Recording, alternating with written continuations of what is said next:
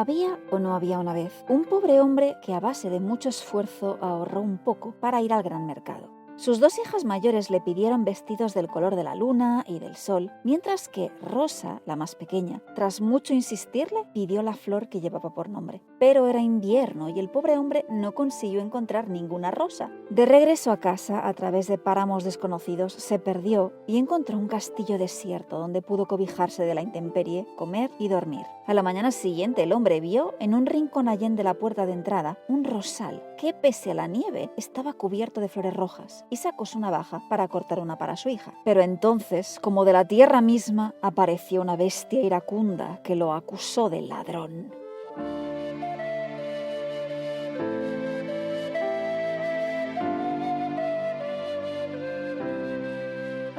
Muy buenas y muchas gracias por acompañarme en La Senda de las Plantas Perdidas, este podcast etnobotánico donde dar voz a nuestras historias de amor y de desamor también, con un reino tan olvidado como esencial, el reino vegetal.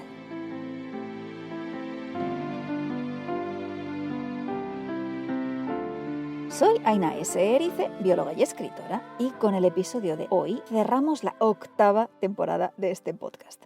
Temporada que he disfrutado de lo lindo y que me ha permitido descubrir que no soy la única fan enamorada de la botánica de cuento, algo que me hace tremendamente feliz. Para celebrar el fin de este 4º año de La Senda parece mentira, te traigo a unas invitadas de lujo, a quienes no haré justicia, ni muchísimo menos, pero que no podía dejar fuera de este herbario de fábula, y que también colé, por supuesto, en el libro de Cuéntame Sésamo. Y mira que no son las más grandes, ni las más perfumadas, ni las más amables tampoco, estando a menudo sus tallos cubiertos de simpáticos y afilados aculeos. Y a pesar de todo ello, en varias culturas se convirtieron en la flor por excelencia, hasta el punto de que resulta imposible comprender la historia poética, espiritual, política y hortícola de los últimos milenios sin ella. Hoy damos la bienvenida, por fin, a Su Majestad la Rosa, la que atesora infinitos en su seno. Érase una vez un arbusto, más o menos arborescente, más o menos trepador, de flores discretas, con 5 pétalos más o menos fragantes, que rodeaban un sol de estambres dorados. Hermosas, sí. Espectaculares, pues la verdad que no mucho, no.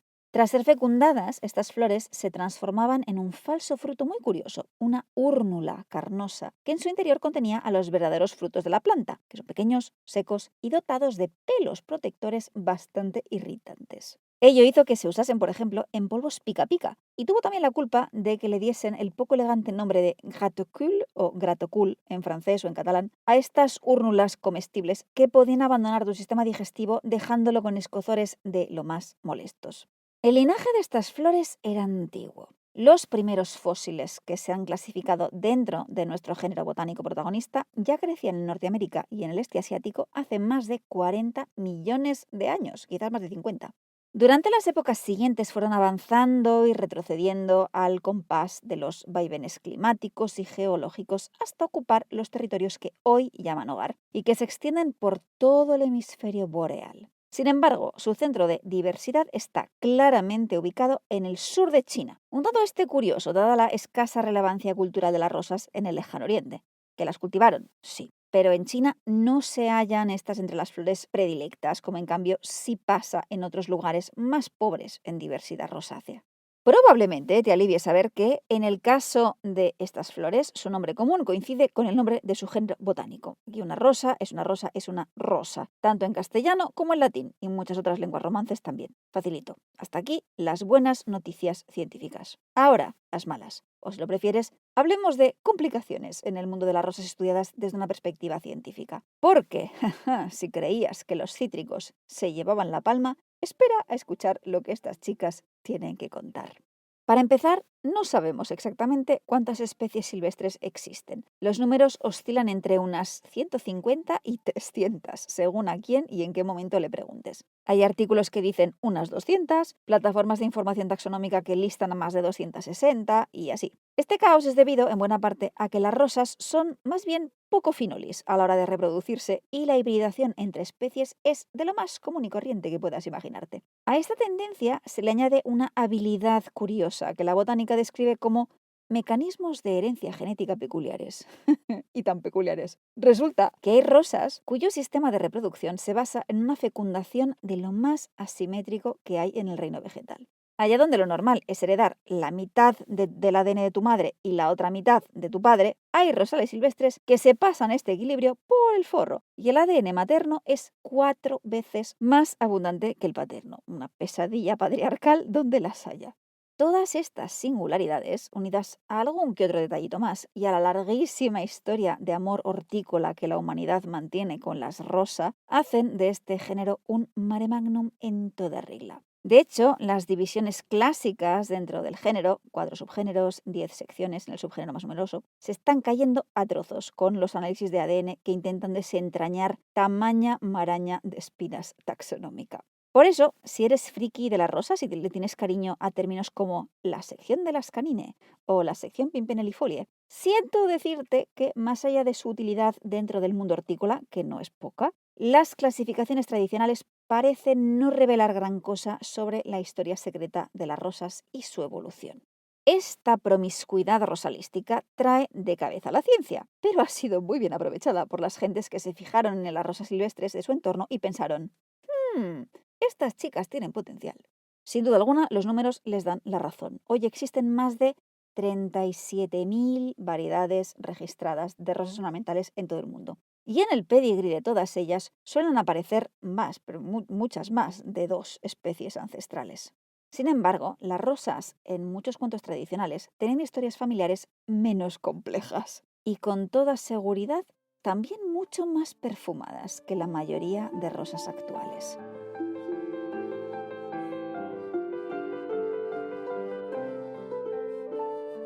Había una vez una viuda con 2 hijas. La mayor se le parecía en todo, y eran ambas tan desagradables que no había quien las soportase. La hija pequeña era dulce, honesta y bella, y le tocaban todas las tareas de la casa, entre ellas ir a por agua a la fuente. Un día allí se encontró con una anciana que le rogó le diese de beber, y la muchacha le ofreció el cántaro de inmediato. La anciana, que era una hada disfrazada, le concedió como premio a su bondad un don, que con cada palabra que dijese, una flor o una piedra preciosa cayesen de sus labios. Y así, al regresar a casa y disculparse ante su madre por el retraso, 2 rosas, 2 perlas y 2 grandes diamantes salieron de su boca. Este cuento de Charles Perrault, puesto por escrito en el siglo XVII y titulado Les Fées, las hadas, es una de múltiples versiones de un motivo narrativo, la muchacha bondadosa y la desagradable, que aparecen en cuentos de muchos otros lugares, desde Inglaterra y Escandinavia hasta España e Italia y Asia y más allá. Y en varias de las versiones que yo conozco, la muchacha afortunada se encuentra con rosas en los labios. Imagino que convenientemente desarmadas, porque de lo contrario, ¡ay, qué dolor! Las rosas que imaginaba Perrault y su comunidad lectora por aquel entonces se parecían bastante, pero no eran iguales a las que tenemos en nuestros jardines hoy en día. Y entre todas las diferencias entre unas y otras, deja que nos fijemos en 3. Las rosas de la Europa del siglo XVII eran fragantes, de floración prevalentemente primaveral y admitían una gama de colores bastante reducida. Empecemos por la fragancia, que hoy muchos cultivares de rosa han perdido por completo y que, sin embargo, ha sido uno de los motivos principales por los que las cultivamos. Ya sabes que la estética olfativa ha sido durante milenios tan importante o más que la visual. Cuando Shakespeare pone en labios de Julieta aquello de que una rosa, aun llamándose de otro modo, no dejaría de esparcir su dulce aroma, es porque el bardo casi no concibe que existan rosas sin perfume. Todas las rosas antiguas son más o menos perfumadas, pero hay algunas que han sido cultivadas específicamente por su soberbio aroma. Este es el caso de la rosa damascena o la rosa mosqueta, nombre este muy equívoco porque en español puede aplicarse a la mosqueta, digamos, original, rosa moscata, llegada de Oriente con sus flores blancas que inundan las tardes de verano con su perfume almizclado, o también a la eglanteria, que es rosa rubiginosa o rubiginosa, que es un rosal silvestre europeo de flores rosas que cruzó el charco y que se ha desmadrado un pelín en algunos países hispanoamericanos. De ella hoy valoramos sobre todo el aceite hidratante extraído de sus frutos, pero antiguamente se la valoraba por el perfume de sus hojas. Pues, pese a que en la enorme mayoría de casos son los pétalos de la flor los emisores de moléculas volátiles olorosas, en algunas variedades hay otros órganos que le hacen la competencia a la corola. En algunos rosales silvestres, como la eglanteria, sus hojas despiden un suave aroma a manzana, especialmente perceptible, según dicen, después de la lluvia. Y en las rosas llamadas musgosas, que son fantásticas, me encantan, el cáliz de la flor desarrolla una densa cubierta de glándulas aromáticas que también contribuyen a su perfil oloroso. Bien, pasemos ahora a los colores. Las rosas de Perrault y compañía venían en una gama de tonalidades que abarcaban desde el blanco, más o menos intenso, hasta un rosa profundo, cercano al rojo pero no tan encarnado como el de nuestras rosas rojas actuales. Existían algunas rosas amarillas en jardines de curiosos, pero eran exóticas de Oriente Próximo y Medio y no eran precisamente el tipo de flor con la que una hada buena premiaría tu amabilidad. Y lo entenderás si te digo que el nombre científico de la más conocida de todas ellas es rosa fétida. Pues sí, es que aunque no son frecuentes, hay rosas cuya flor huele, digamos, mal. Y aunque rosa sabe henchir sus pétalos con moléculas de muchos colores, carotenoides en el caso de las rosas amarillas o antocianinas en las rosas rosas y rojas, desconocen el secreto para sintetizar pigmentos azules. De ahí que cualquier capullo azul pitufo que veas será o flor teñida o transgénica, segurísimo. Y confieso que ninguna de las dos opciones me entusiasma particularmente, que es que digo yo, ¿por qué emperrarse en una rosa azul cuando hay más de 37.000 variedades distintas para elegir? La tercera característica sobre la que vale la pena detenerse es la época de floración, que tiene importancia en cuentos como la versión de La Bella y la Bestia que citaba al principio de este episodio, titulada La Belle Rose, porque todo el conflicto de la historia se centra en que el padre de la prota necesita encontrar una rosa en invierno, y, como era bien sabido, las rosas no florecen sino en primavera, o mejor dicho, no florecían si no es en primavera. Vale, no florecían en Europa o en Norteamérica, sino en primavera, salvo raras excepciones veraniego-otoñales como rosa moscata, o que tenían dos periodos de floración, uno en primavera y otro en otoño. En cambio, la capacidad de floración continua de los cultivares modernos de rosa es una habilidad que esta planta inventó en China, donde algunas especies silvestres, Rosa chinensis o gigantea, desarrollaron una mutación peculiar que les permitía florecer durante todo el año. Esta característica gustó tanto que la seleccionamos en nuestras rosas de jardín. Y cuando Occidente descubrió que había rosas chinas con tales poderes, las trajo rápidamente para casa. Sus introducciones se fechan entre 1792 y 1824 más o menos. Desde entonces, y aprovechando esa legendaria promiscuidad que permite a la rosa hibridarse con tanta facilidad, los horticultores europeos incorporaron este carácter a las variedades que empezaron a nacer a partir del siglo XIX y de las que descienden las rosas modernas. Ahora, volviendo al cuento un momento, me parece muy interesante que nuestra muchacha amable se vea premiada con rosas a cada palabra que pronuncia, dado que en Europa existe o existía una asociación entre estas flores y el opuesto de la palabra, el silencio. No está del todo claro dónde, cómo o cuándo surge la idea de que las rosas son flor que invita al secreto y que todas las conversaciones que se desarrollan al amparo de la rosa deben permanecer en la más estricta confidencialidad. Sabemos, eso sí, que empieza a asomar hacia finales del Medioevo, Renacimiento y que es especialmente popular en el norte de Europa, sobre todo en territorios germanos. Este vínculo se condensa en la expresión latina sub rosa, literalmente bajo la rosa, y que se dice ha dejado restos arquitectónicos, esculturas o pinturas en techos o dinteles, en aquellos espacios y salas de edificios donde se discutían asuntos confidenciales. Aunque corren por ahí voces de que esta conexión ya existía en tiempos grecorromanos, con un supuesto mito sobre Venus y Cupido y Harpócrates, que era la versión grecorromana del joven dios Horus egipcio, y que se convierte en patrón del silencio y los secretos por un malentendido.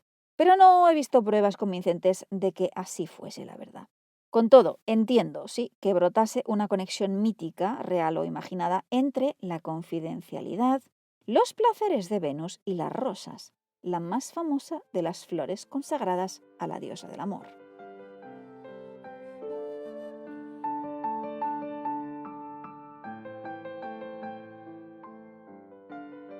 Érase una vez el barón de Servascura, que tenía una hermana menor, que acudía siempre a pasear por los jardines con jóvenes de su edad. Una vez encontraron un hermoso rosal con una flor abierta, y se apostaron que quien la saltase sin tocarle ni una hoja ganaría tanto. La hermana del varón tomó carrerilla y saltó el rosal sin tocar la flor, pero hizo caer una hoja. Dándose cuenta rápidamente, la tomó y se la comió, sin que nadie se percatase, y ganó la apuesta. Sin embargo, al cabo de 3 días, se dio cuenta de que había quedado encinta. Las rosas de esta fábula napolitana del siglo XVII son más que símbolo del amor y la pasión. Directamente es que tienen poderes espiritusantísticos y dejan embarazada a una chica que no ha conocido varón. Pero no las flores, sino las hojas.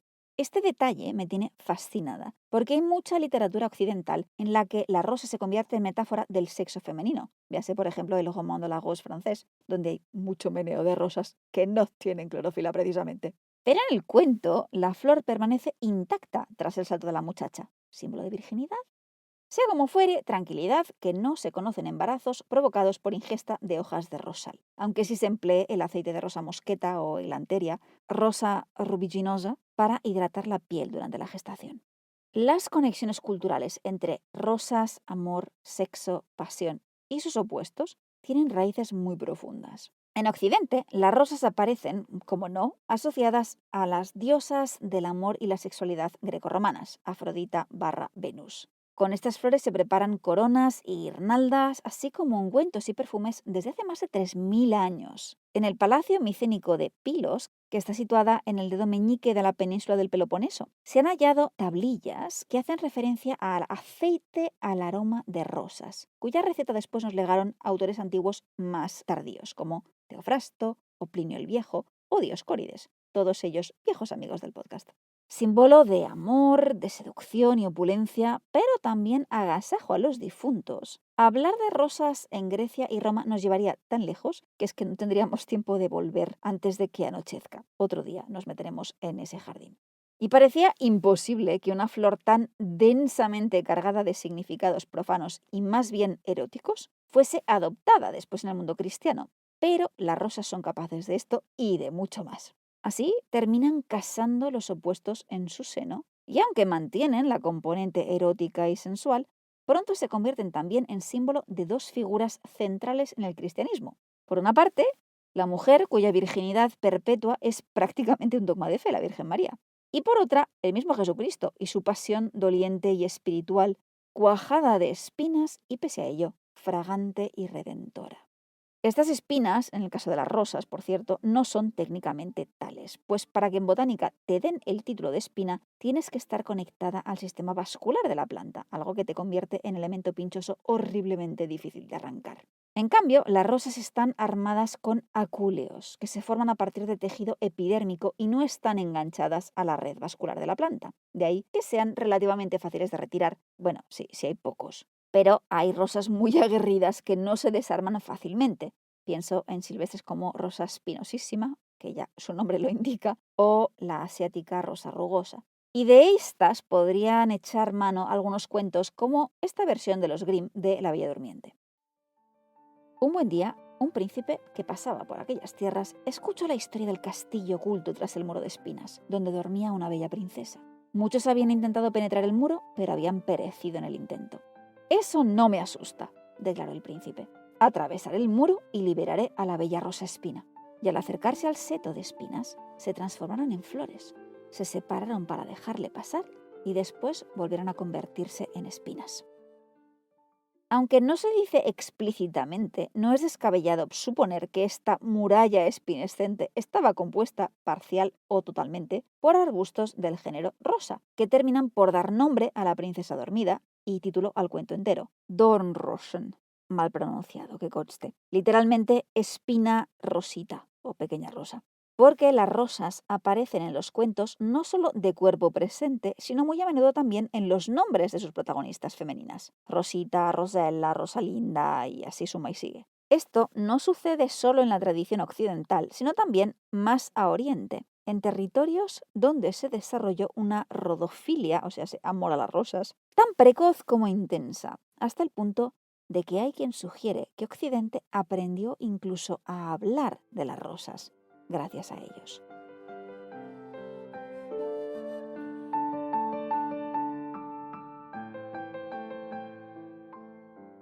«Una rosa roja es todo lo que deseo», pidió el ruiseñor. «Una sola rosa roja. No hay forma de que la consiga». «Hay una forma», repuso el rosal, «pero es tan terrible que apenas me atrevo a decírtela. Si deseas una rosa roja, debes construirla con música a la luz de la luna y teñirla con la sangre de tu propio corazón. Este fragmento de un cuento literario escrito por Oscar Wilde y titulado El ruiseñor y la rosa recoge un motivo poético, a saber, el ruiseñor y la rosa, de larguísimo y distinguido recorrido en la historia de una cultura completamente enamorada de las rosas, la Irania. De hecho, una posible etimología de nuestra palabra rosa, vía el griego rodon, la hace derivar del término para designar a estas flores en iranio antiguo. Y en persa moderno, el mismo vocablo, gul, puede designar a las rosas en particular o a las flores más en general. En tierras del actual Irán crecen varias rosas silvestres, y aunque no he encontrado datos paleobotánicos duros que confirmen si en tiempos antiguos ya se cultivaban o no, sí es cierto que los griegos tomaron prestada su palabra para hablar de rosas del idioma que se hablaba en la Persia aqueménida varios siglos, muchos antes de la era común, pues me parece razonable pensar que la historia de amor rodófila ya había empezado en aquellas tierras. Las rosas, tanto silvestres como ornamentales, aparecen en textos zoroastrianos tardíos, siglo IX o así, como el Bundahishn. Y tras la conquista musulmana, pronto encontramos rastros de la invención rosácea más famosa de la historia, además de tremendamente popular, incluso los cuentos recogidos en Las Mil y una Noches, como el siguiente. En Alejandría vivían dos hombres que decidieron buscar fortuna en otra ciudad. El primero, un tintorero llamado Abu Qir, era estafador y mentiroso. El segundo era un barbero honesto, llamado Abu Sir. Tras varias peripecias y traiciones, Abu Sir logró construir un suntuoso hammam donde recibió al rey de la ciudad, lo masajeó y le ofreció un baño, al que añadió agua de rosas.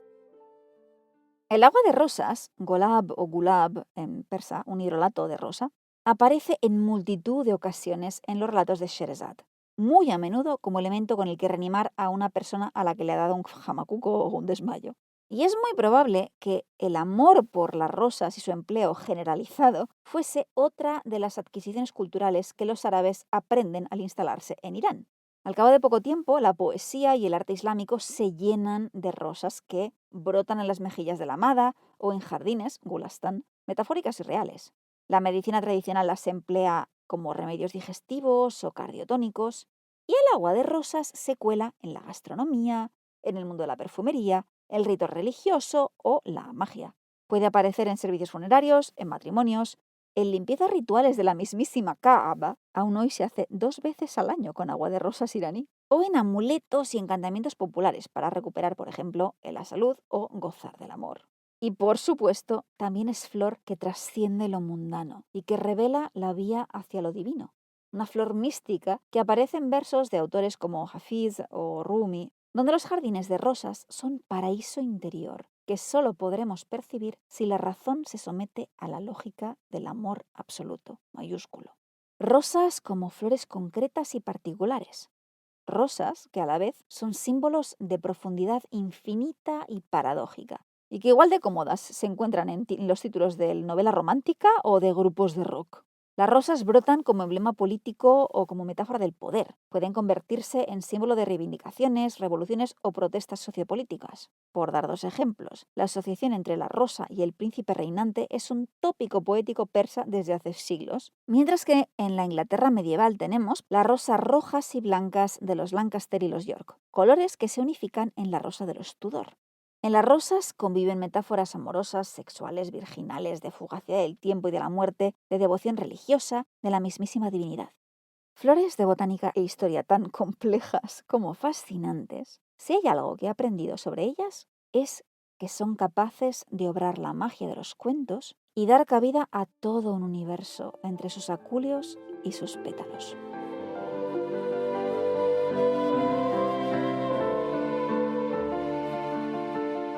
Y aunque, como puedes imaginar, podríamos recorrer un camino infinitísimamente más largo del que hemos sendereado y dejar enlaces en las notas en caso de que quieras continuar otro poco por tu cuenta, por hoy toca detenerse.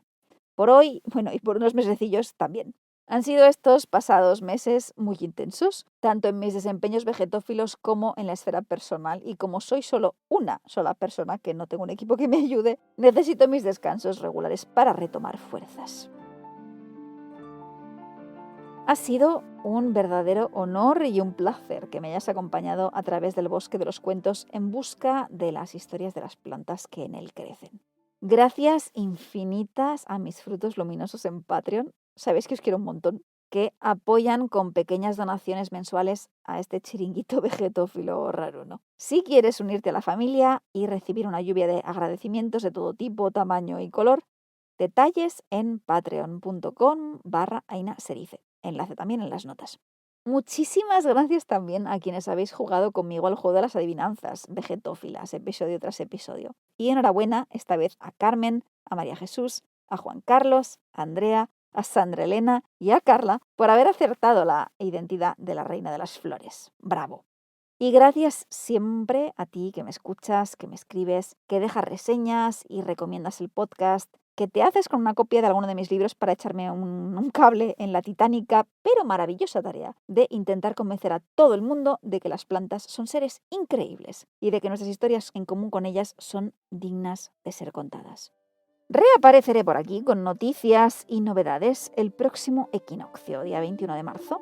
Pero si quieres estar al loro de mis idas y venidas antes que nadie, puedes apuntarte a la tribu vegetófila y recibir mi boletín mensual en ainasderice.com.